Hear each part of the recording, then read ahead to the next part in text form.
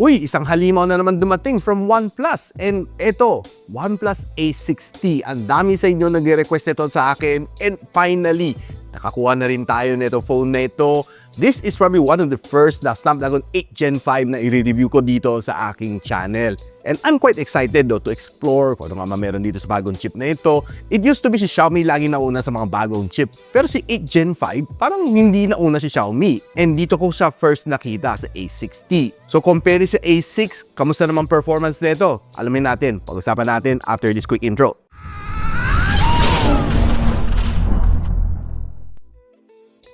So ito si OnePlus A60, eksaktong the same lang kanyang packaging sa OnePlus A6 except may extra fee siya dito na wala ni A6. What? So tara, buksan muna natin. Tigas! Ace. Meron siyang small pouch. Buksan natin. Meron siyang kasamang jelly case. Uy, maganda nga yung jelly case na purple I like this one. Ay, meron siyang user guide. So, andito na yung phone itself. Meron tayo red na charging cable. Andito yung kanyang 100 watts na fast charging brick. And may kasamang panundot din. That's basically everything inside the box. And eto na yung phone. Nice yung kanyang purple. And I'm not quite a fan na may malaking Ace na nakaprint dito. Pero nevertheless, yung kanyang purple is looking good. Itong OnePlus Ace 60 naman 12 gigs of RAM and 256 GB storage. Nabili ko to kay UKDB Gadget. Makukuha nito for 27,000 pesos and I'll post the link on the description box below or just simply click the YouTube shopping link na biglang lilitaw sa inyong screen para iwas tayo scam. Lahat ng mga links na pinopost natin, legit and tested natin. And for every purchase na ginawa mo dito sa aking channel, it nakapag-contribute ka in a small way para makapagbili tayo ng mga bagong device to review just for you bago kayo bumili. So thank you in advance.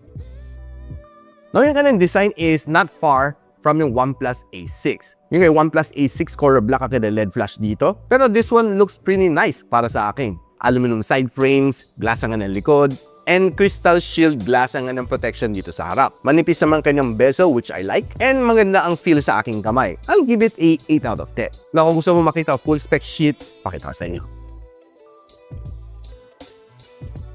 Now, pagdating naman sa everyday usage ito phone nito, sobrang okay ang ColorOS 16 inside Android version 16. I'm not quite sure kasi wala akong nababasa online. If tama ako, this one gets a 4 years a major Android update. And one good news sa inyo guys, this one has 5G. Globe Smart dito, lahat yan may 5G. So rest assured na wala kang maging problema pagdating sa 5G signal kahit anong network here in the Philippines. Tinest ko na yan para sa inyo, so you don't have to worry. Tinry ko naman mag-chat GPT dito, mag-CapCut, mag-video edit, and doing all of the tasks na gusto gawin dito, pati mag-AAA games, kayang-kaya nitong phone na ito. Dahil this one is equipped with the brand new Qualcomm Snapdragon 8 Gen 5. And honestly sobrang powerful nitong chip na ito. It's been a while since nakita na natin 8 Gen 3. Medyo nalito rin ako sa mga release ng Qualcomm na may 8 Elite, may 8 Gen.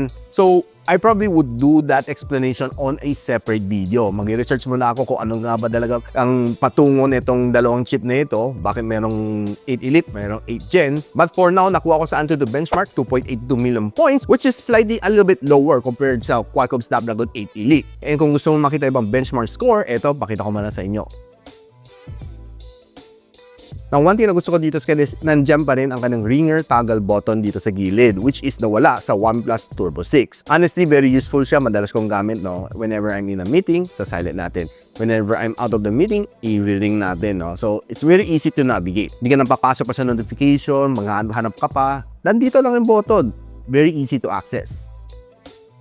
Now, in terms of battery, lumaki siya compared sa OnePlus A6. Nadagdagan siya ng 500 mAh. This one is now sporting a 8,300 mAh compared sa 7,800 mAh ng A6. And it also supports a 100 watts na Superbook fast charging ni OnePlus dito sa phone nito, which is a little bit step down from 120 ni OnePlus A6. Support din niyang reverse wired charging dito, and it also supports bypass charging, which is hooray para sa mga gamers out there. Now, one good news sa inyo is that tumatagal ang battery nito. Feeling ko mas efficient siya compared do sa Qualcomm Snapdragon 8 Elite. This one was able to score me a 26-hour na screen on time, which is for me, okay. Matagal-tagal ang battery nito, where in fact, nung ginagamit ko naman to on a day-to-day basis, tumatagal naman siya. I would say, probably it could last me 3 days, no? Basta normal usage, walang babad sa gaming, and walang babad sa video recording, kayang-kaya na tumagal. Matipid sa battery ang 8 Gen 5. Now, in terms of display, pareho naman sila ng Oneplus Ace 6. 6.83-inch na AMOLED display with a 165Hz screen refresh rate.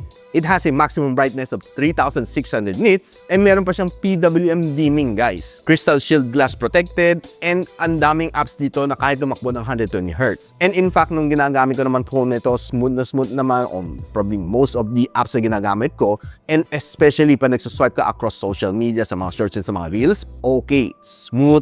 Basta wag lang pangit ang yung internet connection, you would get a really good na experience dito sa Oneplus Ace 6T. And kung nanonood ka naman ng videos dito, be it sa YouTube, sa Netflix, talagang mag-enjoy ka dito. It is really a good display, itong Oneplus Ace 6T. Kapag dating naman sa kanyang sound, it has two speaker. Isa sa ilalim and the other one coming dito sa kanyang earpiece. Check lang natin ang kanyang sound quality. Surprisingly good yung kanyang sound that I can say.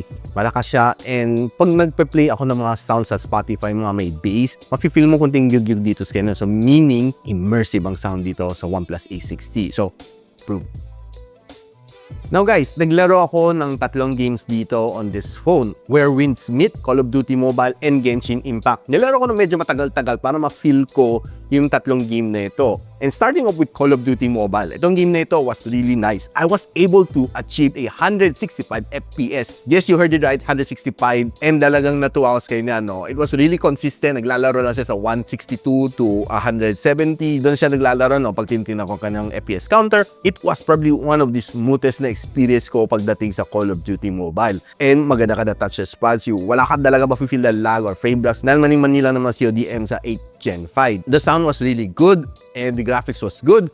And pinakamainin na inabot ko after an hour and a half ng gameplay, 38 degrees Celsius lang. Pagdating sa Genshin Impact, nakaabot din ako ng 120 FPS dito sa game na ito with yung extra frame boost dito na available on this phone, yung sa kanyang game mode, no? And it was also a really good experience. Honestly, sobrang nice naman kanyang graphics. Naglaro ako nito halos 2 oras, no? Dire-diretso. And one thing to notice naman dito sa kanya is pretty solid ang kanyang sound. Yung kanyang touch response is also good. Wala kang maging problema dito sa kanya kahit mag-heavy battle ka, yung kanyang frame rate is just going to be hovering around nasa 118 to 121. And pinakamainit na inabot ko dito, naglalaro siya between 43 to 44 degrees Celsius. Pagdating sa Where Winds Meet, medyo ine-explore ko pa rin itong game na ito, no? Medyo naaliw din ako sa kanya. Was able to play an R dito, lakad ng lakad, puro RPG lang naman siya. Pero medyo heavy sa graphics to. Sinet ko naman sa ultra frame rate, happy and satisfied naman sa kanyang graphics, touch response good, very responsive. Umabot ako ng 45 FPS, probably hindi pa optimize si 8 Gen 5 dito sa bagong game na ito. Ang pinakamainit na inabot ko dito is 40 degrees Celsius inside room temp.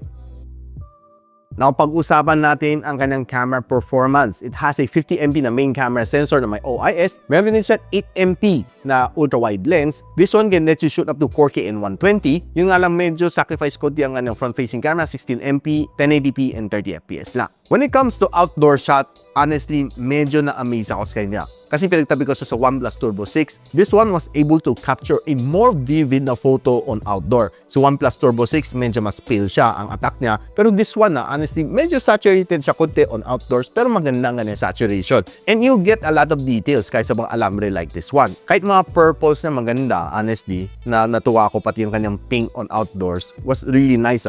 And kahit mag-capture ka ng simple photo like this, kita mo, it's the nice blue sky, yung kanyang cloud details is good. And nung nilalaro ko na ultra-wide lens and zooming all the way to 10 times zoom, not so bad ang kanyang digitally zoom na photo. And kaya naman niya mag-zoom up to 20 times, hindi ko na sinubukan kasi medyo mas grainy na. Now, pagdating naman sa indoor low light, you'll be able to capture some really nice na flower shot. I did try to capture some of this. Ang ganda, no? It was really nice. The photos really sharp, full of details. And kahit kumuha ka ng mga lamparan na shot like this one, no? Simple lang, pero maganda ang effect niya. Kahit yung mga ibang shots na nakuha ko dito, well, really nice. Mga indoor low light shot na nakuha natin. Really nice mga subjects niya. And honestly, natuwa naman ako sa kanya. Pati mga stuff dust na kinuha natin, okay na okay rin naman siya. And some simple apparel shot is also looking good. Full of details pag zoom mo. Pagdating naman sa selfie, I ain't complaining, no? Even though this is just a simple 16MP na camera, not bad ang mga outdoor shot na nakuha natin. For in fact, kitang-kita ko yung mga imperfection na aking mukha, no? That's one thing for sure.